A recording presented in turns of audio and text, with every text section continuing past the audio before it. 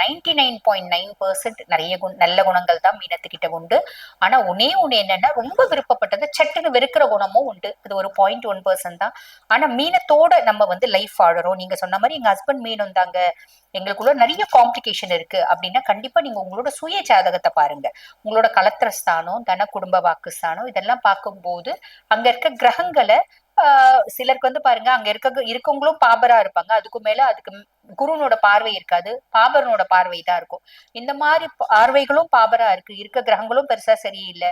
கிரகமே இல்லைங்க, வீடு கொடுத்தவன் கெட்டு போயிருக்கான், வீடு கொடுத்தவன் மேல பாபரோட பார்வை இருக்கு, சாரம் வாங்கினவன், நட்சத்திர சாரம் வாங்கினவன் சரியில்லை. இப்படி நிறைய விஷயங்கள் நம்ம பார்க்கணுங்க. இதை நம்ம பசிஃபை பண்றதுக்கு வழி இருக்கா? இதை நாங்க பாத்துட்டோங்க, எல்லாமே தப்பா இருக்கு, பசிஃபை பண்றதுக்கு வழி இருக்கா? வழி இருக்கு. ரெண்டு விதத்துல வழி இருக்கு. ஒண்ணு, சைக்கலாஜிக்கலியும் நம்ம பசிஃபை பண்ண முடியும். அங்க இருக்க பிளானட்ஸ நம்ம ஹஸ்பண்டோட கேரக்டர் இதுதான் அப்படின்னு நம்ம ஜட்ஜ் பண்ணி ஓரளவுக்கு அவங்கள பசிஃபை பண்ண முடியும். அவங்கள வந்து ஹாப்பியா கொண்டு வச்சுக்க முடியும். ஒரு ஹாப்பியான லைஃப் வாழ முடியும்.